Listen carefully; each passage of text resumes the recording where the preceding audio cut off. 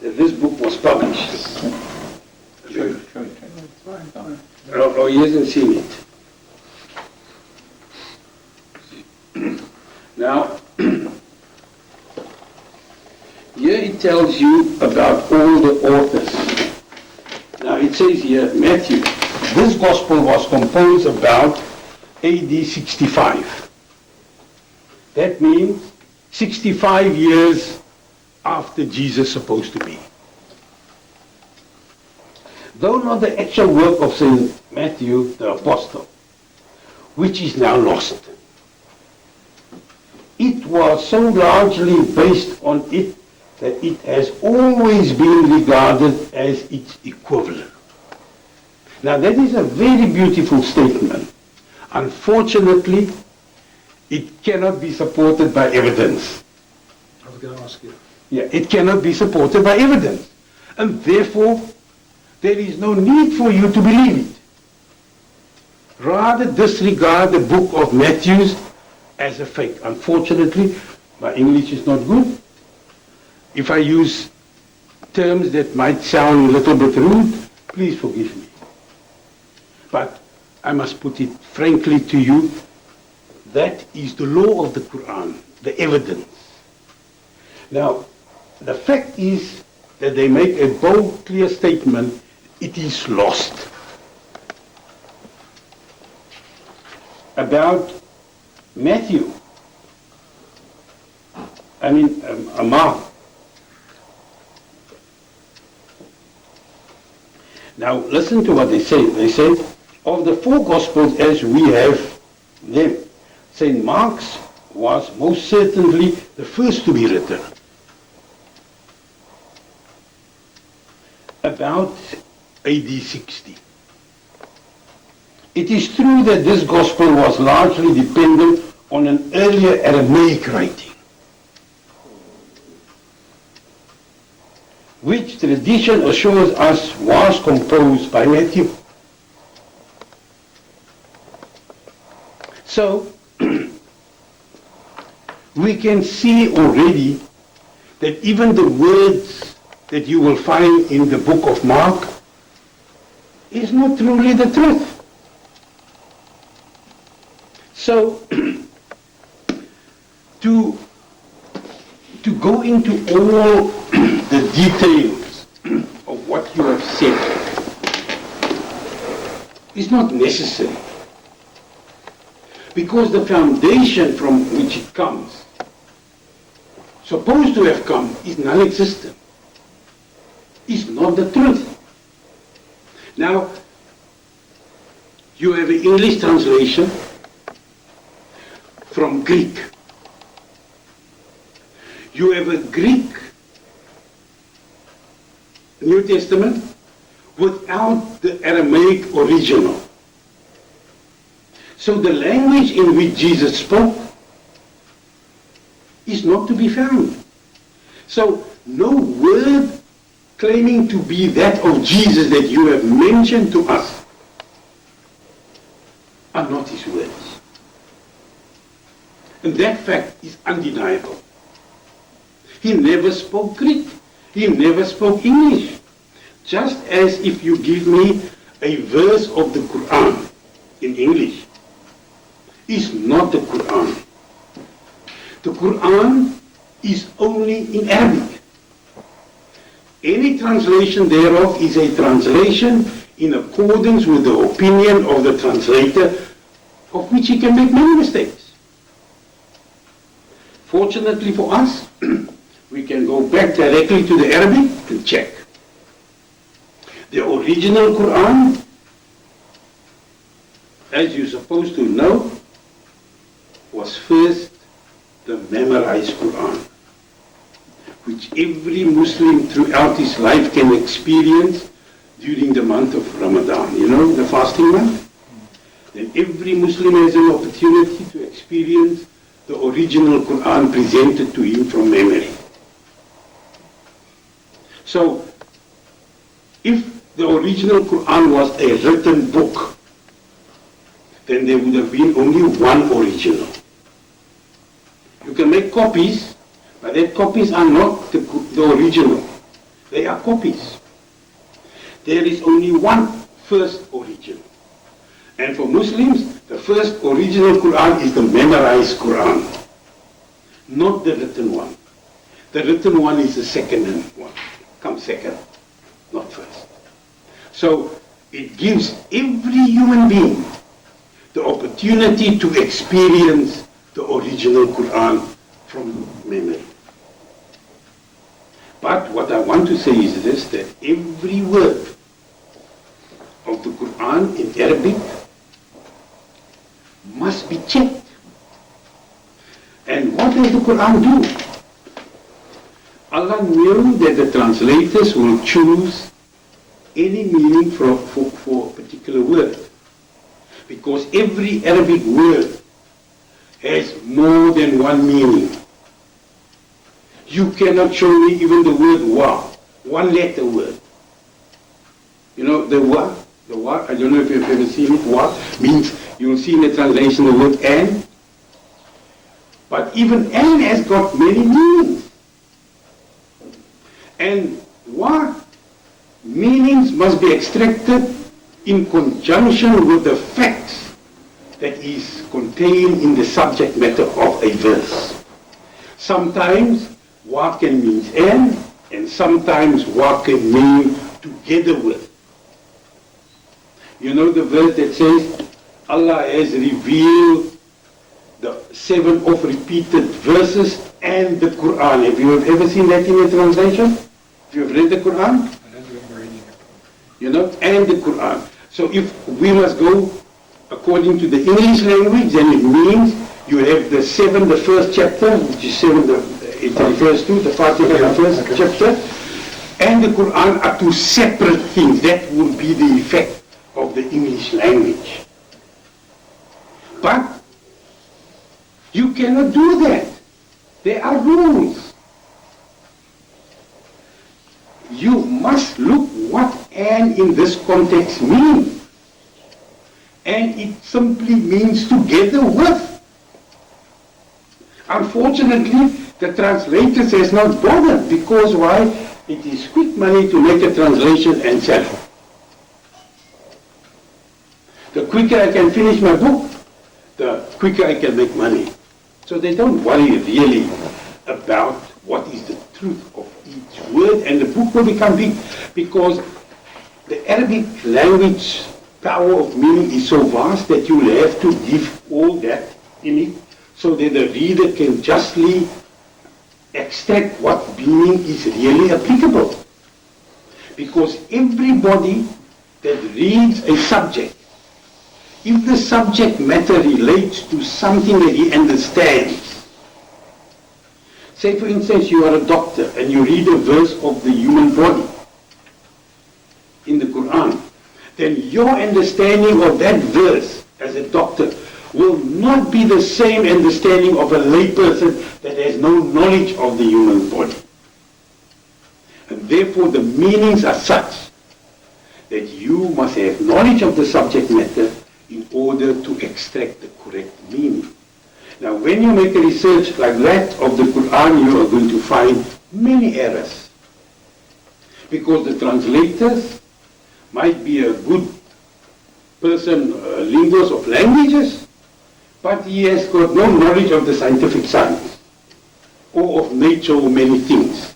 So he will extract wrong meanings because of lack of knowledge. That is the deficiency of translations. So, using the Quran without knowing these rules cause you to present an irrational extraction. That is unfortunate. Many people are so. Even Muslims are so. What you are doing and what Muslims are doing is no different. All do not study. You don't find, if I take a Christian from the street with the same capacity of knowledge of the Bible like you won't find it. It's not easy to find people who study their book. Whether the study is perfect correct, or whether the study is just superficial, they all differ. And because we are human beings, we understand this. The Quran tells you, when you study this book, then you must be a group of people with the persuasion of different knowledge in order to come to a proper understanding. And that still does not secure that you will not make a mistake. Because as you know, of the truth, people only knows a little bit. The whole truth of something is not known to everyone. Certain truths of certain things are known, and certain truths of a thing is unknown. And that is the truth of the matter. So, human beings will always have a deficiency of knowledge, but as a group that have studied various things, we can see different things. And then the power of understanding will become better. And that is a requirement that the Quran guides us, that if you study this book, let it be a group of people with the persuasion of different knowledge, and not just a person with one kind of knowledge.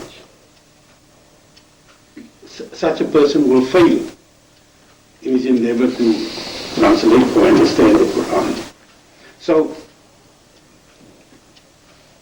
the other point that I want to say on this point here, that where you speak, or the writer has mentioned that Jesus is the Word of God. Now, I don't want to ridicule, but I can make this article very foolish by simply quoting verses from the Quran, and where you will see very easily that the meaning has been secured in the Quran to prevent misunderstanding.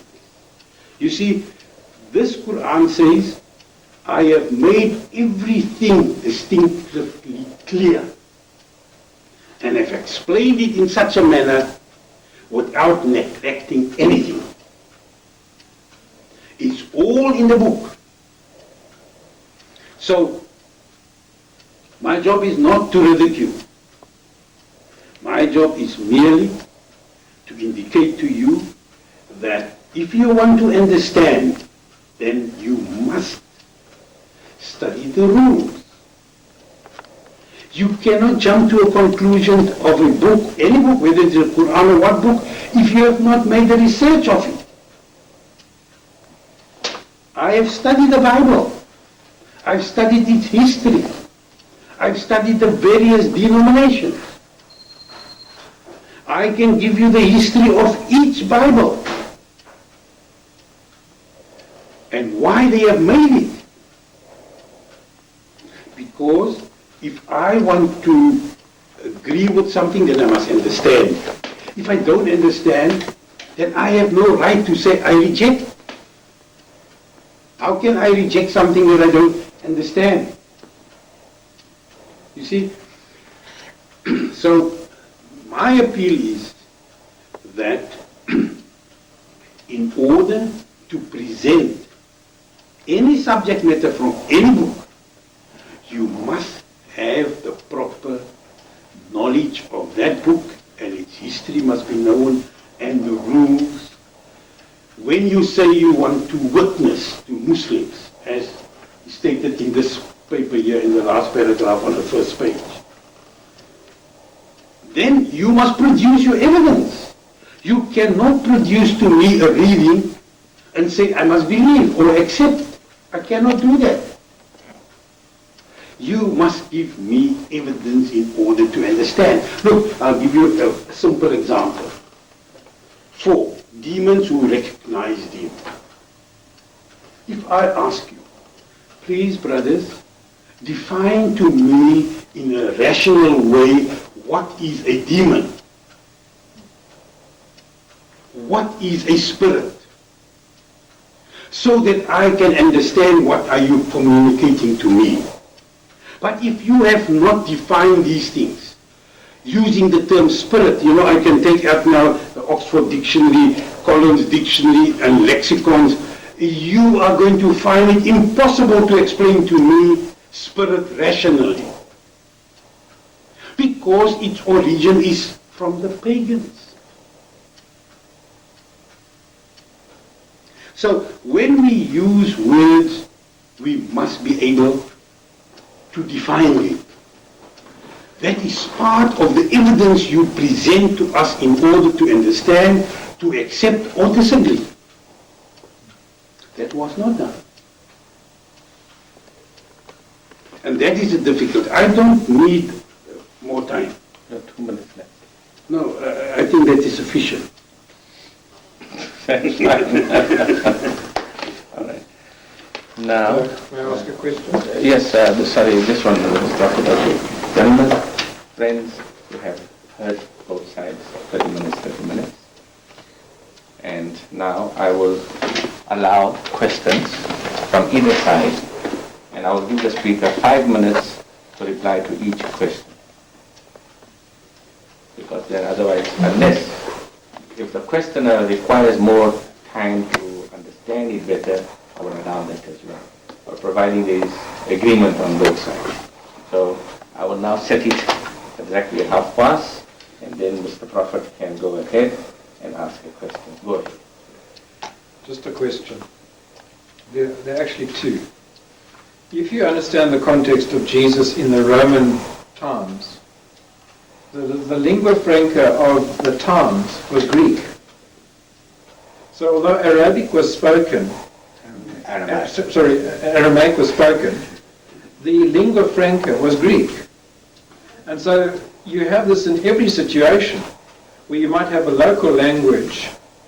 For example, you might get a language like in Kenya where you've got Maasai people and you've got Kakua people and different people, but they're all speaking Kiswahili, because they have a lingua franca. So we have what I believe is what people heard. I haven't got time to ask, but do you know how the whole Bible was put, or the New Testament was put together? Have you researched that, and could you explain how that was done? Why certain books were accepted and certain books were rejected? Can I first respond to your first point? Sure. I would agree when it comes to people's ordinary state of affairs. Like in South Africa, we can speak Afrikaans, where a vast majority of people will understand Afrikaans. Then you can speak English, where another group will understand that. And then you have the Xhosa and Zulu languages that people will use, and so you will go from province to province and you will find the main language different. That I understand. But we are not talking of people's activities here. We are talking about God, the Word of God. And that Word of God must be such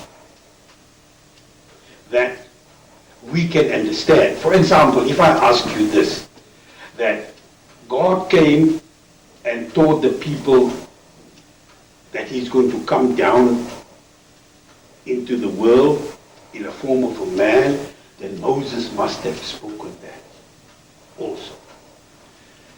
We know that, as you have mentioned, that the laws that Jesus made and improved on the Old Testament that you have given, what is adultery and all these things that you have explained, which is not to be found in the Old Testament, simply implies the deficiency of God to give a proper guidance right from the beginning. The difference in Islam is simply that. In the Quran we find a verse that says, Muhammad, naught was said to you that was not said to the messengers before you. So we see very clearly that according to the teachings of the Quran, the message was the same. Human beings, this is your guidance. The human beings from Moses' time and the human beings of today are no different. You see? So That is a deficiency in the law within itself.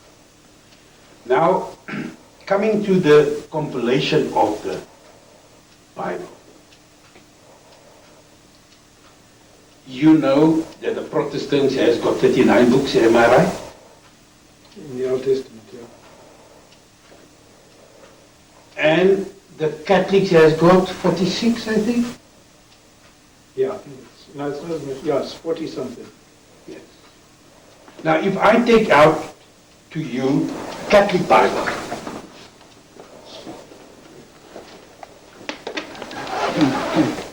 You actually don't need to worry. yeah, but I mean, if you know, you see, I like to present things with evidence. I don't just say something and cannot substantiate what I say. Sure, yeah. You see, so this Bible, Old Testament, is not the same as any of the Protestant Bibles. So you have a problem because, according to the Catholics, the Protestant Bible is an apostate book.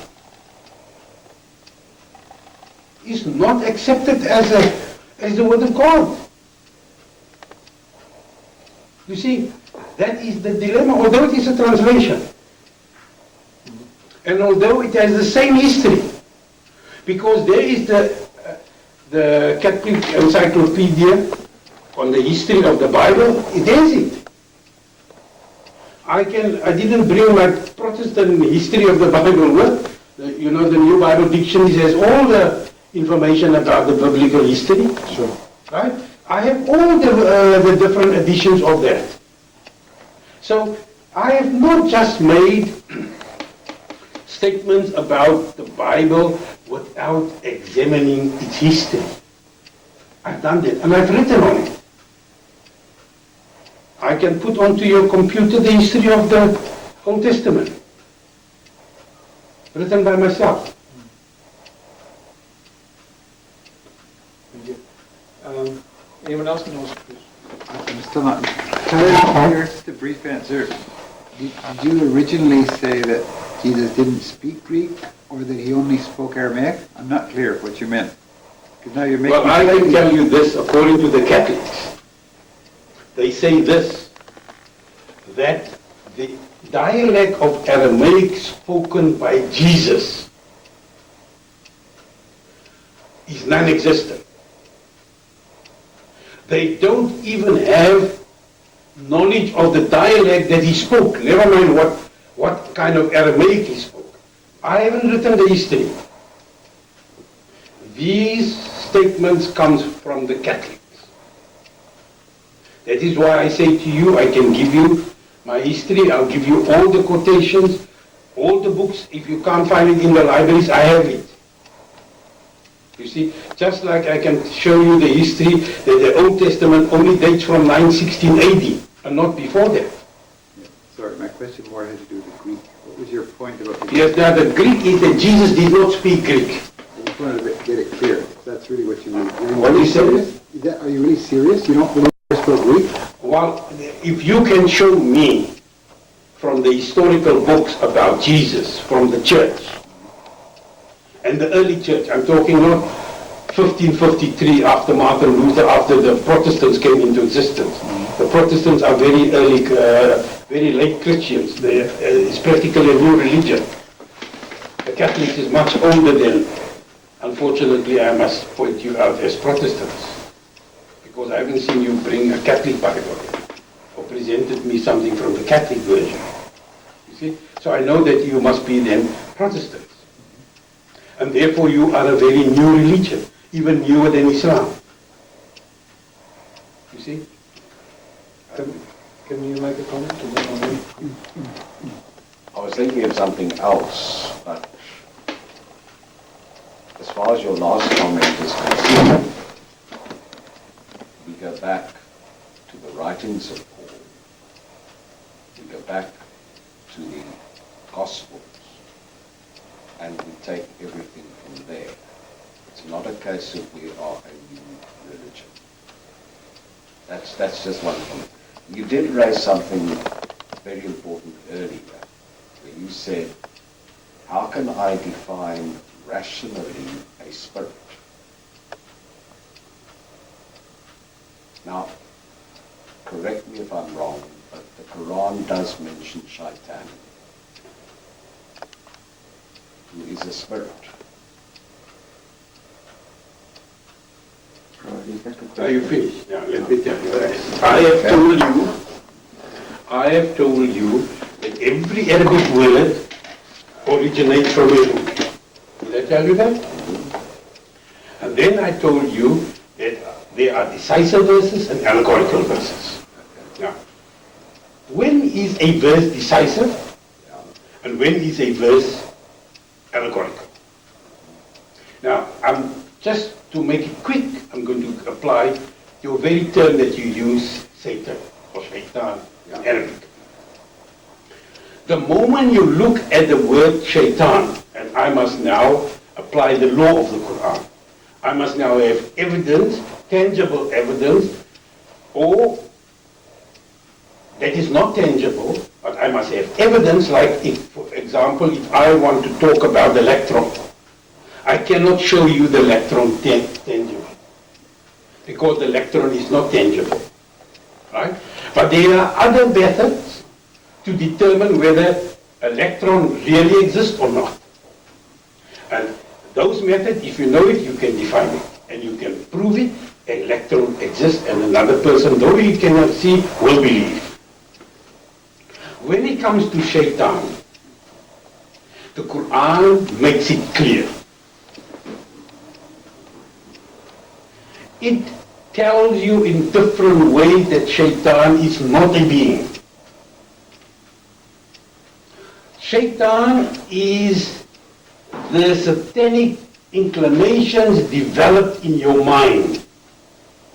When you plan to kill me, that planning is the work that is termed allegorically Shaitan's work. Understand? So Shaitan is not a being. When you talk, give you another simple word that you use so commonly and also quoted here. The moment a verse contains the word malaika, it becomes mutashabih, allegorical. It requires the decisive verses guidance for its explanation. I can give you a detailed explanation in writing, which I've already done. So, you see, if you give me an email address, then I will send you a document in which I call Guidelines Understanding the Quran. You see,